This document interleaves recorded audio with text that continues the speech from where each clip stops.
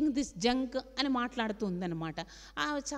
ఆవిడ మాత్రం చక్కగా అల్ల పచ్చడి, దోశ, ఇడ్లీ ఈ ఆహారాన్ని భుజిస్తూ పిల్లలతో మాత్రం ఇంగ్లీష్లో మాట్లాడుతుందన్నమాట. అప్పుడు నాకు అనిపించింది, నువ్వు తింటున్నదంతా మన ఆహారమే, మాట్లాడుతున్నది మాత్రం వాడు మాత్రం బ్రెడ్ జాము అని వాడు అంటున్నాడు అనమాట. ఆ పిల్లవాడు ఇన్నుంటే నువ్వు ఎందుకు బ్రెడ్ జాము తింటున్నావు అని ఆవిడ బాధ అంతా. నువ్వు if why are you eating this junk అంటే why are you talking this junk అని నాకు అనాలనిపించింది అనమాట. నువ్వు మాట్లాడేది, నువ్వు అలా మాట్లాడుతున్నావు, వాడికి ఆ భాష బ్రెడ్లు, పిజ్జాలు, మైదాపిండి ముద్దలు మన తిండులు కాదు. మైదాపిండిలు ఎవరిచి ఈ భారతదేశంలో లేదు. అంత నీచమైనది మనకి రుద్ది, అది ఆ కేక్ కట్ చేసుకోకపోతేనే మన పుట్టినరోజుని మనము సౌభాగ్యవంతంగా మనము చేసుకోవటే లేదన్న భావనకి మనం ఆ రకంగా మన మనసుల మీద రుద్ది రుద్ది రుద్ది చేసినటువంటి వాళ్ళం. నువ్వు కూడా అలా చేస్తూ ఉంటే వాడు ఏం తింటాడు? నువ్వు చక్కగా ఇడ్లీ, పచ్చడి, సాంబారు అన్ని మన ఆహార పదార్థాలు నువ్వు తింటున్నావా? నువ్వు ఆ భాషతో మాట్లాడితే వాడికి అదే ఆ తిండి అలవాటవుతుంది, అదే సంస్కృతి అలవాటవుతుంది. నువ్వు చెప్పినట్టుగానే అదే ఉంటాడు. చాలా బాధ వేసిందండి. మాతృభాష మాట్లాడుతుంటేనే మన సంస్కృతి, మన క్రతువులు, మన ధర్మం నిలబడుతుంది. అందుకని తల్లులందరూ కూడా ఏమీ చెప్పద్దు. ఎవరు చెప్పినా ఎవరు వినరు. ఈ రోజుల్లో వినే ఓపికలు, తీరికలు లేవు. అయితే కూడా వెసులుబాటు ఉన్న మతం అండి మన ధర్మము. అంటే నువ్వు ఇలాగే ఉండు, ఇలా లేకపోతే ఈ బట్టలు, ఈ వేషధారణ లేకపోతే నిన్ను చంపేస్తామన్న మతం కాదు. చాలా సౌలభ్యం ఉన్న మతం. అయినా కూడా మూలాలను మాత్రం మర్చిపోవద్దు. అందరూ కొంతమంది చెప్తూ ఉంటారు, స్త్రీలందరూ జడ వేసుకోవాలి, జడ వేసుకోకపోతే పనికిరాదు. జడలు వేసుకోవటానికి మాకు అంతంతగా జుట్లు ఉండటం లేదు. అందరికీ థైరాయిడ్లు, క్లిప్పు పెట్టుకుంటున్నాము, రాక్షసుల్లాగా విరబోసుకోవటం లేదు. ఈ సౌలభ్యం ఎవ్వరూ నిందించరు మమ్మల్ని. మా ఆఫీసులకు వెళ్ళాల్సి వస్తుంది, ఆ వేషధారణతో వెళ్తాం, బొట్లు మాత్రం మేము తీయం, మా మంగళసూత్రం మాత్రం తీయం. ఆ వేషధారణలో కొన్ని యూనిఫామ్ ఉంటాయి ఆఫీసులలో, అవి వేసుకోగలుగుతాం. ఏ ధర్మమైనా మిమ్మల్ని చంపేస్తామని అంటుందా అండి? ధర్మం కాదు. అయినా మన ధర్మంగా స్త్రీలుగా మన ధర్మానికి సంబంధించిన మూలాలని మాత్రం భాష, ఆహారం, ఆహార్యం. ఆహార్యం అంటే అనుగుణంగా ఏ రకమైన జుగుప్స కలిగించి అవతల వాళ్ళ ప్రకోపాలు కలిగించనటువంటిది ఏదైనా కూడా ఆహార్యమే. ఆహార్యాన్ని ధరించటం అనేది వెసులుబాటు కల్పించిన ధర్మాన్ని మనము ఆ రకంగా దుర్వినియోగపరుచుకోకుండా మన జీవితాలని కూడా మనం నడుచుకుంటే మన తరాలు కూడా ఈ ధర్మాన్ని పాటించిన వాళ్ళు అవుతాము. మన కర్తవ్యం ఈ జన్మకు తల్లులుగా మనం చేసిన వాళ్ళు అవుతామని చెప్పుకుంటూ ఈ యొక్క సంక్షిప్తంగా చెప్పుకుందాం. స్వామి పరమాత్మట, ఆయన పరమాత్మ, ఈయన పాటికి ఈయన వచ్చేసాట. ఎక్కడో ఈయన పుట్టాడు తెలిసిపోతుంది కదా మహర్షులకి. ఆ వారి యొక్క ఋతంభరా ప్రజ్ఞ, ఇంద్రియాతీతమైనటువంటి ప్రజ్ఞకు తెలిసినటువంటి గర్గ్య మహర్షి వెతుక్కుంటూ ఈయన దగ్గరకు వచ్చాట. వసుదేవుడి దగ్గరికి, నందుల దగ్గరికి, యశోదానందుల దగ్గరికి వచ్చారట. నీకు జాతకర్మలు చేస్తానయ్యా, నీ పిల్లవాడు పుట్టాడు ఆర్య, చాలా జాతక కర్మలు పేరు పెడతాను నీ కొడుక్కి. ఆయనంతటా ఎవరు వస్తారండి, నీ సంభావన ఎంత అని అడుగుతాను జనరల్గా. ఆయన యొక్క పౌరోహిత్యంలో ఆయన ధర్మం కాబట్టి కదా. కానీ గర్గ్యుడు వెతుక్కుంటూ వచ్చాట. మీకు నీ కులములో పుట్టాడు, నారాయణుడు పుట్టాడు. మనసులోనే ఉంచుకున్నాడు, చెప్పేలేదు. వీడు కంగారు పడిపోతారు, నారాయణుడు పుట్టాడా, వీడు మామూలు మనిషి కాదా అని చెప్పలేదు. వాళ్ళు మాయాబద్ధులైనటువంటి వాళ్ళు. అందుకని వెంటనే చెప్పాట, నేను నీ కొడుక్కి పెడతాను, ఇది చాలా గోప్యంగా ఉంచవయ్యా, మహాత్ముడు ఉన్నాడు అని చెప్పి జాతక కర్మతోటి నామకరణం చేశాట. ఏమిటి ఆ నామకరణం? కృష్ణ అని చెప్పాట. క్రూ అంటే కృష్ణ అంటే ఆనందము అనే అర్థం అంట. ఆనందంతో ఆకర్షించేవాడు, నీ యొక్క పాపాలన్నీ కూడా దగ్ధం చేసేటువంటి వాడు.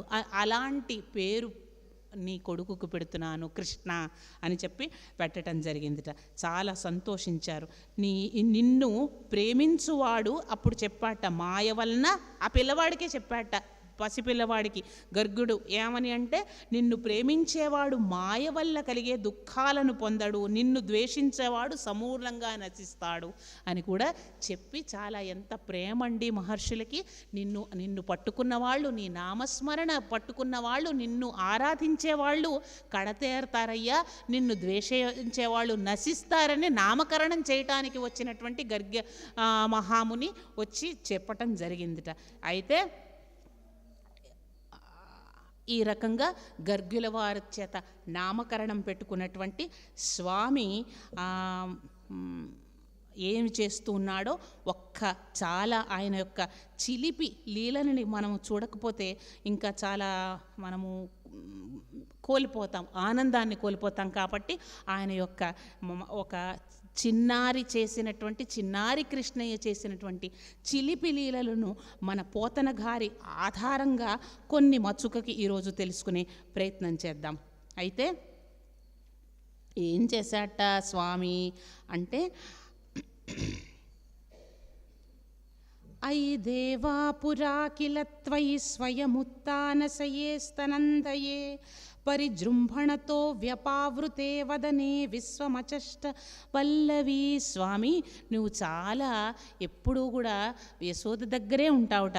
నువ్వు ఆవలించి నువ్వు యశోద దగ్గర పాలు తాగుతున్నప్పుడు నోరు తెరిచావుట. పిల్లలు నోరు తెరుస్తారు కదా, మధ్యలో ఊపిరాడనప్పుడు నోరు తెరవంగానే ఆమెకి ఇంకేమైపోయింది, ఏం కనిపించాలో అది కనిపించింది అనమాట. ఏం కనిపించాలో చెప్పుకునే ముందర ఒకసారి పోతన గారి దగ్గరికి వెళ్దాము. ఏమిటా అంటే, ఈయన చేస్తున్నట్ట సరే, కృష్ణుడని గర్గుల వారు పేరు పెట్టారు, ఈయన ఊరుకుంటాడా? ఆనంద స్వరూపుడు, అందరినీ ఆకర్షించేటువంటి వాడు, పాపాలను మనం చేసుకున్నటువంటి అఘములను కూడా ఆకర్షించి తునుమాడేటువంటి వాడు అని నామాధీసుడైన నామాన్ని పొందినటువంటి కృష్ణయ్య ఏం చేస్తున్నట్ట, తట్టుకోలేకపోతూ ఉన్నట్ట. అందరూ వచ్చి ఆ పాలనేమో విరగొట్టేస్తున్నాడు, మా ఇంట్లో పాలు దొంగిలించేస్తున్నాడు, పాల నిలవనీయటం లేదమ్మా, ఉట్టి కట్టుకున్నామో పోని పైన పిల్లులో ఏవో ఉంటే ఇదివరకు ఉట్లు కట్టుకునేవాళ్ళు, మా తరంలో కూడా నేను కూడా చూశాను ఉట్టి కట్టుకోవటం అన్నది ఎలా ఉంటుందో. అలా ఉట్టి పైకి కట్టామా, ఆ పైన కట్టింది కూడా దొరకట్లేదని ఆయన కర్రతో కొట్టి ఆ కుండల్లో వచ్చిన పాలన్నీ తాగేస్తున్నాడమ్మా. ఇవన్నీ కూడా మనం భావిస్తే ఆ స్వామి రక్ష కలుగుతుంది. భావన మనస్ఫలకం మీద మనందరం కూడా ఇవన్నిటినీ కూడా తెచ్చుకోవాలని ప్రార్థిస్తూ ఉన్నాను. అయితే ఎలాంటి వాడిని కన్నావమ్మా తల్లి, నువ్వు సామాన్యురాలివా?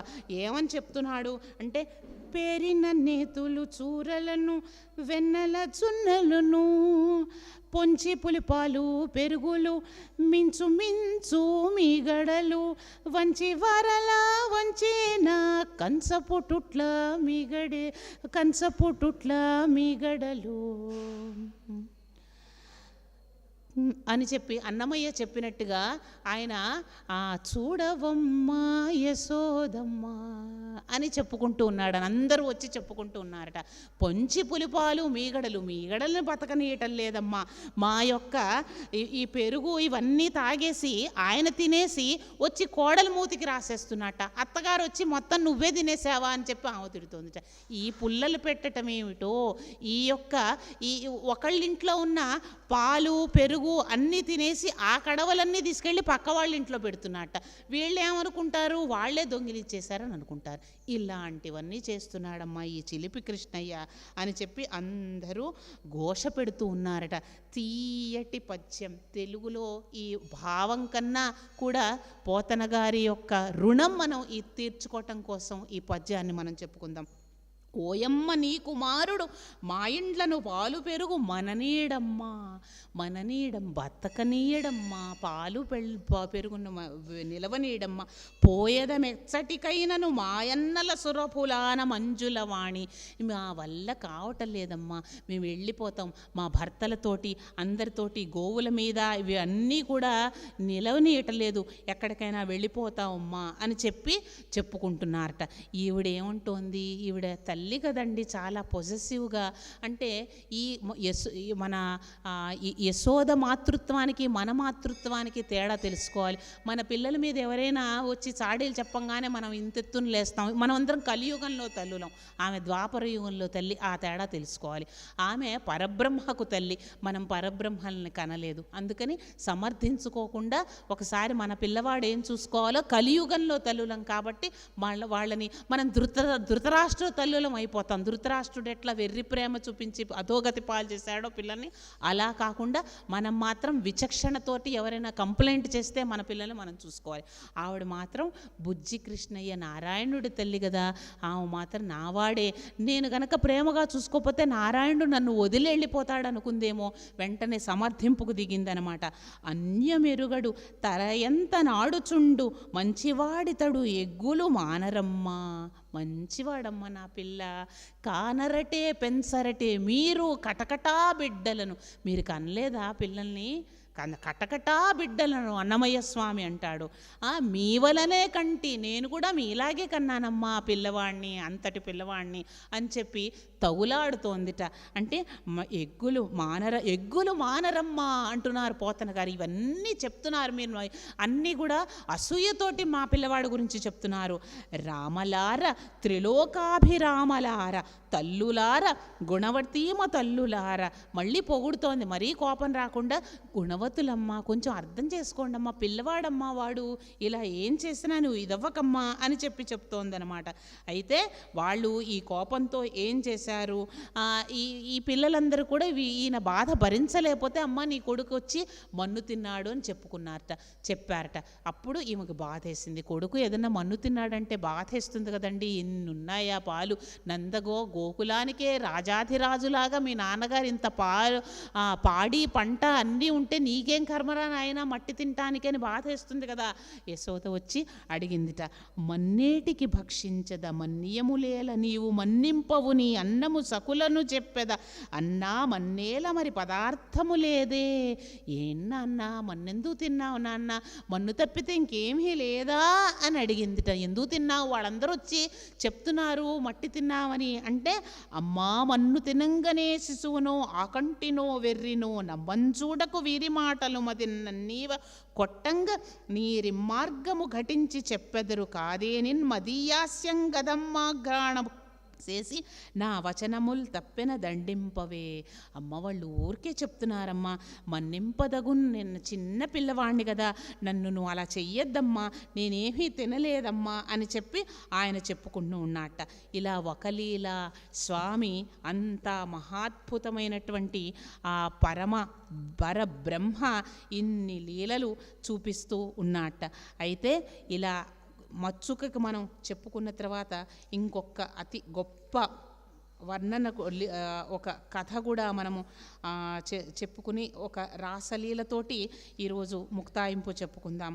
స్వామి నువ్వు ఏం చేశావంటేట తర్వాత అఘాసుర వధ, ఇది కూడా మన జీవితాల్లోకి తెచ్చుకోవాల్సిన పాఠంగా నాకు అనిపించి మీతో పంచుకుంటూ ఉన్నాను. ఇలా చిలిపి కృష్ణయ్య అఘాసురుడనే రాక్షసుడిని కూడా వధించాట. మనకు 194 పేజమ్మ అఘాసుర వధ.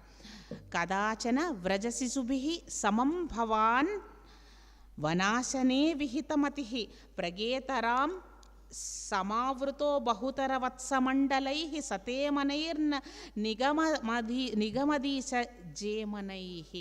ఏం చేస్తున్నారంటేట తోటి బాలులతో. ఇప్పుడు మనం ఇలాంటివన్నీ చూడం కాబట్టి ఇవి తలుచుకుని ఆనందిద్దాం.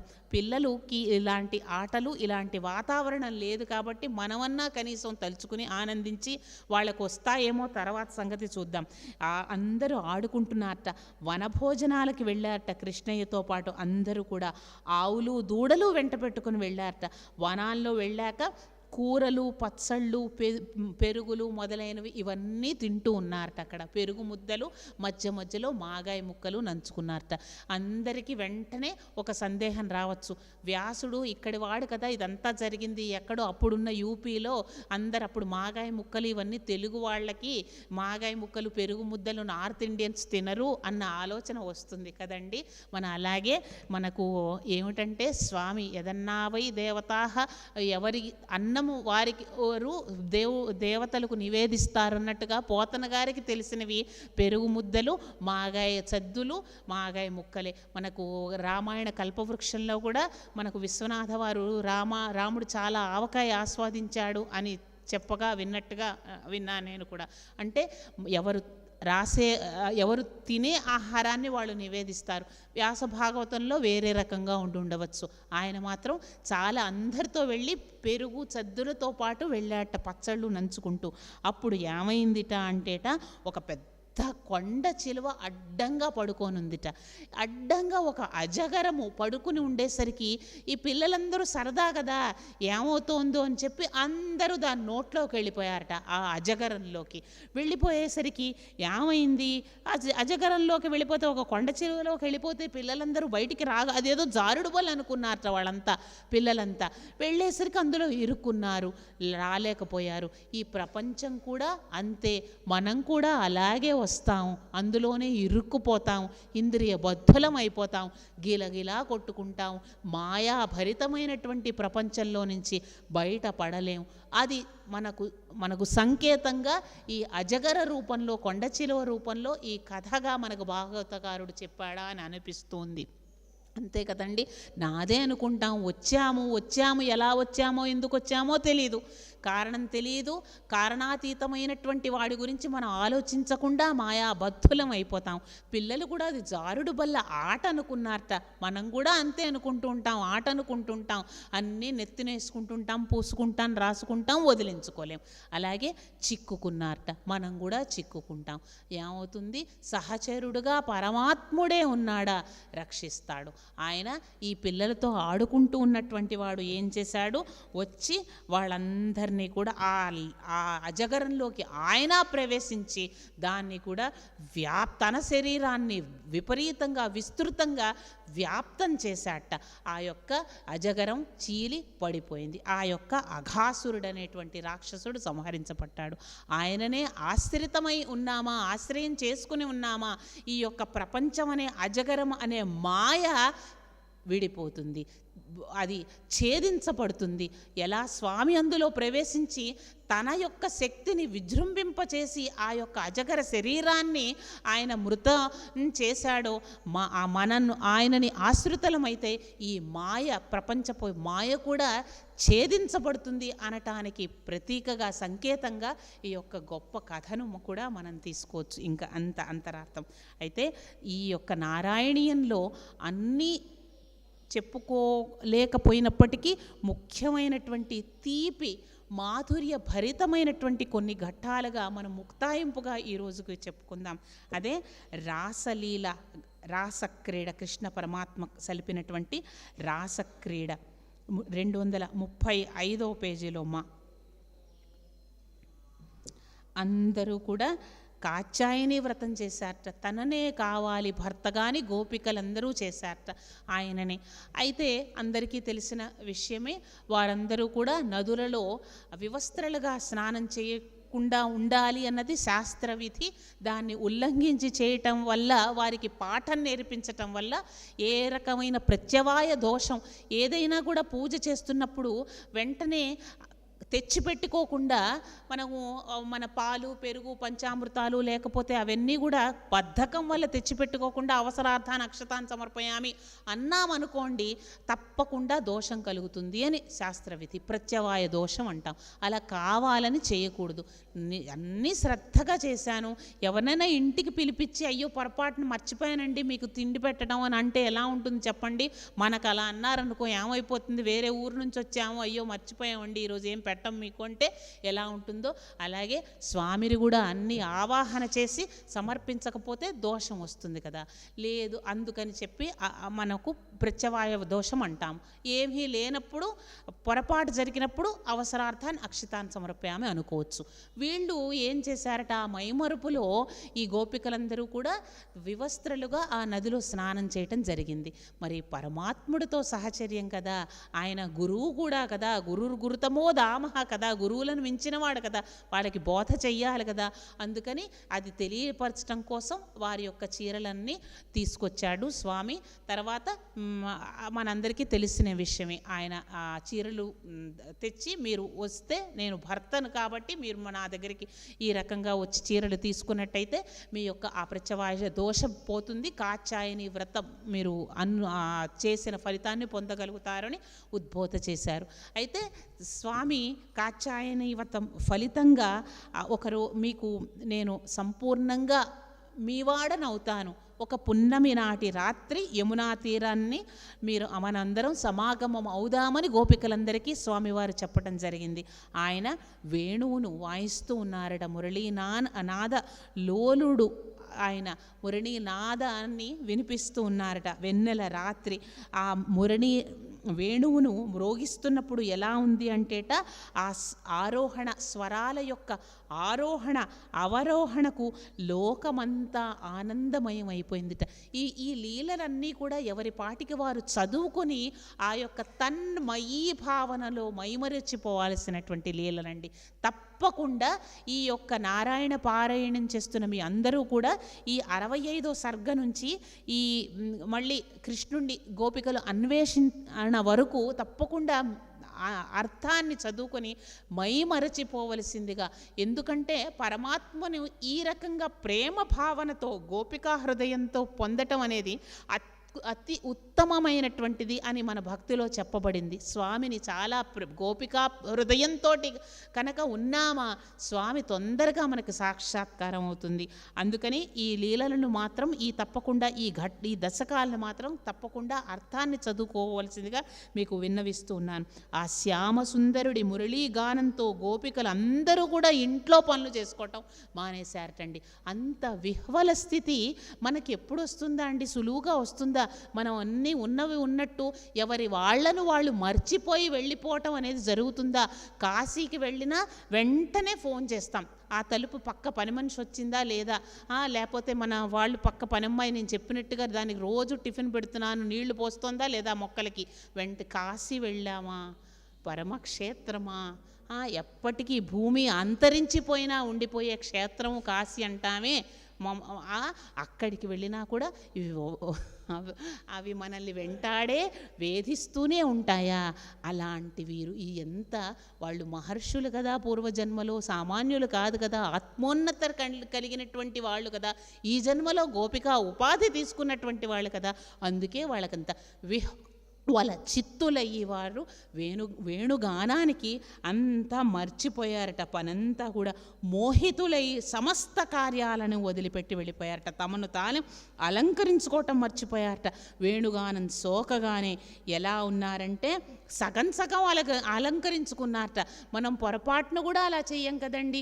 అక్కడికి బయటికి వెళ్ళానా లిప్ బామ్ తప్పకుండా రాసుకోవాలి, పెదవులు డ్రైగా వెళ్ళిపోతాయి, ఏమన్నా మర్చిపోయానా జూకీలు అన్నది తప్పకుండా వస్తుంది. సహజమైన మనం కలియుగంలో ఉన్నటువంటి వాళ్ళం. అలాంటిది అలంకారాలనే మర్చిపోయి వచ్చేసారట. వారు గోపకన్యక మైమరిచి మెడలో వేసుకోవాల్సిన హారాలను నడువుకు చుట్టుకుందిట. ఊహించటానికి ఎంత మాధుర్యంగా ఉందండి. భగవత్ చింతన ఈరోజు పూజ జరుగుతోందా?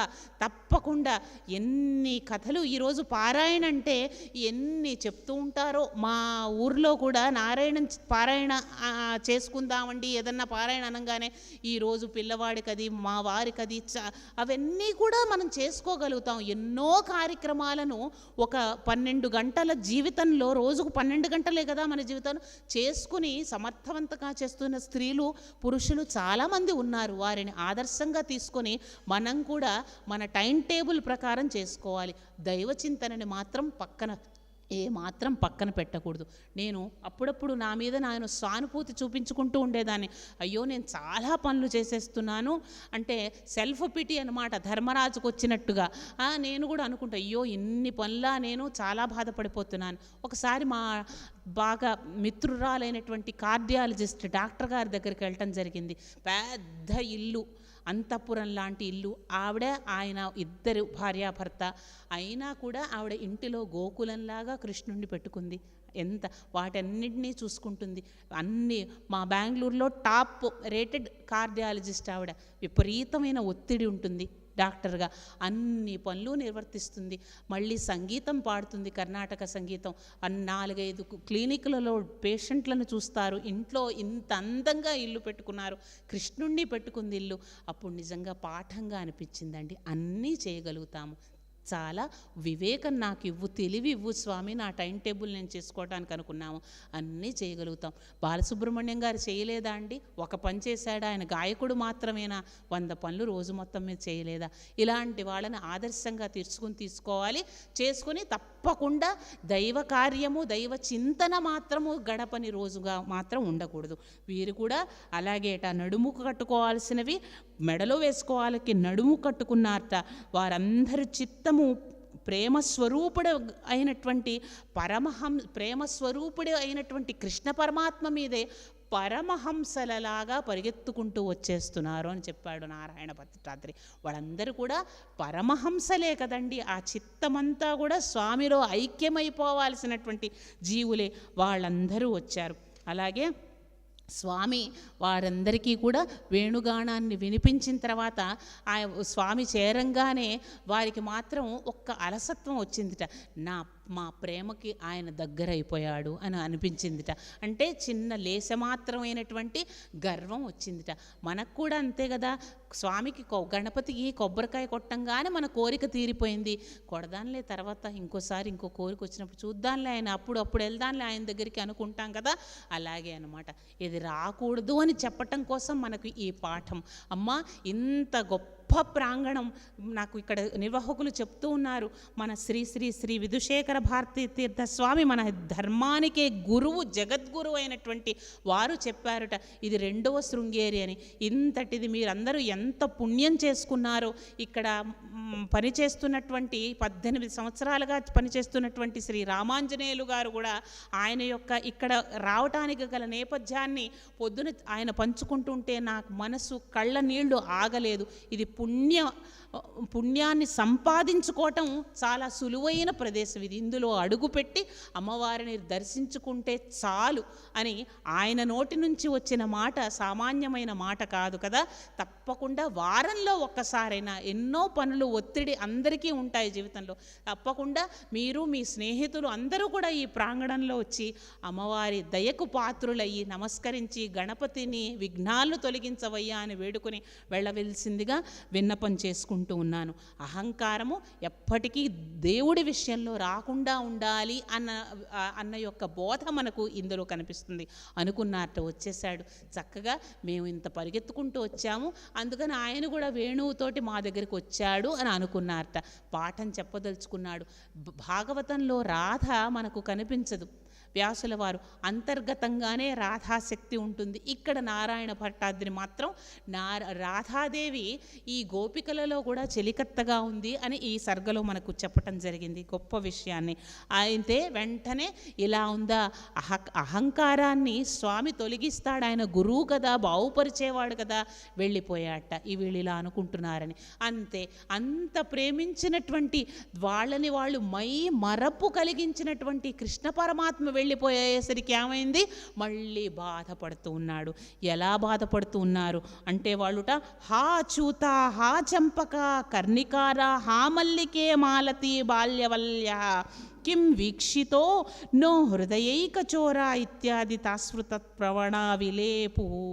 నువ్వు చూసావా ఓ చూతవృక్షమా, హా చంపక, కర్ణిక నువ్వు చూసావా, నా ప్రియుణ్ణి, నా ఆత్మ బాంధవుణ్ణి నువ్వు చూసావా అని వేడుకుంటూ ఉన్నారట ఆయన వెళ్ళిపోయేసరికి. అన్నమయ్య కూడా ఇదే భావన చెప్తాడు. ఎలా అన్వేషించారో గోపికలు కృష్ణయ్య వెళ్ళిపోగానే. చందమ్మి కన్నులవాడు, చేతి పిల్ల గోవివాడు, చందమ్మి కన్నులవాడు, చేతి పిల్ల గోవివాడు, మందల పశువులవాడు, మకరాంకములవాడు,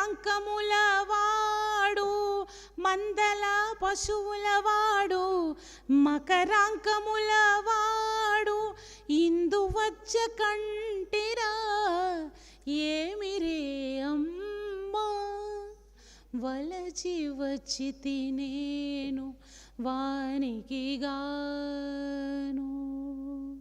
అందరినీ అడుగుతూ వెళ్తారట. మందల పశువుల వాడమ్మా ఆయన, వెనకాలన్నీ గోవులు ఉంటాయమ్మా, చందమ్మి కన్నుల వాడమ్మా చిన్ని కృష్ణయ్యమ్మ, చేతిలో పిల్లగోవు ఉంటుందమ్మా, ప్రియుణ్ణి వెతుక్కోవటం, ఆ మాధుర్యం ప్రేమ భరితమైనటువంటి హృదయానికే ఈ మాధుర్యం ఆస్వాదన యోగ్యమవుతుందండి. ప్రేమ నిండిన హృదయానికి. ఎక్కడున్నాడమ్మా నా ప్రియుడా, బాంధవుడా, ఈ జన్మకే కాదు జన్మలకి తనలో నన్ను లీనం చేసుకునేటువంటి వాడమ్మా ఎక్కడున్నాడమ్మా అని వెతుకుతూ ఉన్నారట. అలాగే ఇలా వెతుకుతూ ఉన్నామా భగవత్ సాక్షాత్కారం జరుగుతుంది. ఆ యొక్క గోపికల అందరికీ కూడా స్వామి సాక్షాత్కారం కలిగి, స్వామి ఇంత వెంటనే వచ్చాట కృష్ణయ్య, ఇంత నిర్దాక్షిణ్యంగా వెళ్ళిపోయావేంటయ్యా అని చెప్పి కృష్ణ పరమాత్మకు రాగానే మళ్ళీ విహ్వల స్థితిలోకి వచ్చేశారు. ఒక గోపిక ఆయన తింటూ ఉన్నటువంటి ఒక తాంబూలాన్ని తన నోట్లో పెట్టుకుందిట, తను తింటూ ఉన్నటువంటి తాంబూలాన్ని ఆయన నోట్లో పెట్టుకుందిట. వెంటనే ఒక గోపిక ఆలింగనం ఉందిట, ఆయన భుజం మీద వాలిపోయిందిట. ఇలా చేస్తావేంటయ్యా, వెళ్ళిపోతావా? ఎంత ప్రేమ అండి, ఇంత ప్రేమ, కృష్ణ ప్రేమ. భౌతికమైన ప్రేమ నశ్వరమైనది.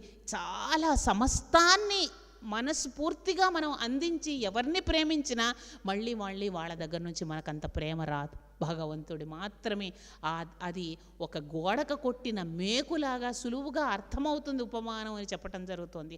అలాగే స్థిరమైనటువంటి అనన్యమైనటువంటి భక్తి దేవుణ్ణి మీద మాత్రమే పెట్టుకుంటేనే మనం శాంతి పొందగలుగుతాం. ఎవరి మీదైనా కూడా చేస్తున్న కర్తృత్వ భావంతో శరీరం అనుకున్నట్టుగా నతాతో నమాత నబంతుర్నదాత ఇవన్నీ బాంధవ్యాలన్నీ కూడా నా యొక్క డ్యూటీ ప్రకారం చేస్తూ ఉన్నాను.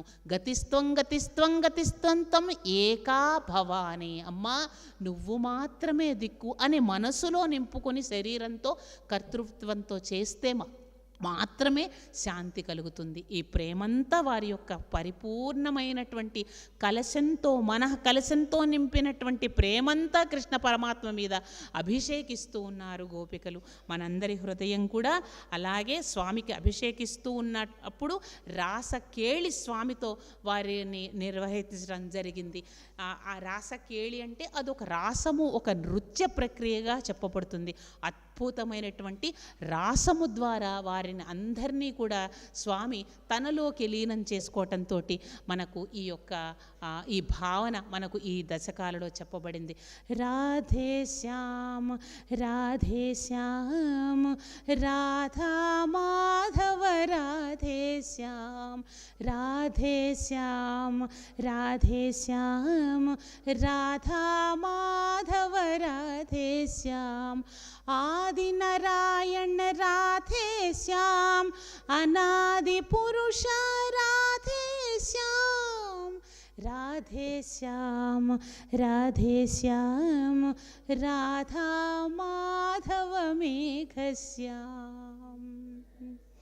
ఇంత మహా అనుభూతిని నాకు ఈ సందర్భంగా అందించినటువంటి నాకు చిన్నతండ్రి సమానులైనటువంటి శ్రీ సత్యప్రసాద్ గారికి, మహాపండితురాలైనటువంటి వారి శ్రీమతి డాక్టర్ ప్రఫుల్ల గారికి, నన్ను ఎంతో ఆత్మీయంగా చూసుకున్నటువంటి ప్రసన్న మోహన్ గారి దంపతులకి, ఇక్కడున్న అందరికీ, రామాంజనేయులు గారికి, ఇక్కడున్న ఈ ఆలయ ప్రాంగణంలో ఉన్న ఈ యొక్క నిర్వహణ సభ్యులు అందరికీ కూడా సవినయంగా త్రికరణ శుద్ధిగా నమస్సులు సమర్పించుకుంటూ మీ అందరికీ ఒక విన్నపం.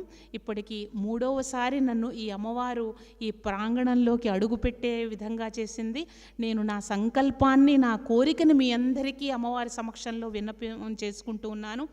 ప్రతి సంవత్సరం నాకు ఈ భాగ్యాన్ని అమ్మవారు ఈ ప్రాంగణంలో అడుగుపెట్టే అవకాశాన్ని ఇవ్వాలని నేను వేడుకుంటూ, ఈ సంకల్పాన్ని నేను అమ్మవారు మన సంకల్పం లిస్టులో ఇది కూడా యాడ్ చేస్తూ సవినయంగా మీ అందరికీ కూడా ఈ 3 రోజుల పాటు అందరూ తల్లులందరూ అయ్యలందరూ కూడా వారి యొక్క కార్యక్రమాలను పక్కన పెట్టి ఇక్కడ అందరం కూడా మీరు నేను అందరం కూడా కృష్ణయ్యను ఉపాసన చేసుకునే భాగ్యాన్ని పొందామని అనుకుంటూ ముక్తాయింపు పలుకుతూ ఉన్నాను. లోకా సమస్తా సుఖినో భవంతు, శివోన సుమనాభవ, స్వస్తి. ఓం తత్సతు. సర్వం శ్రీ ఉమామహేశ్వర స్వామి చరణారవిందాన్ సమర్పయామి. Thanks for watching. Please comment, like, share and subscribe our channel.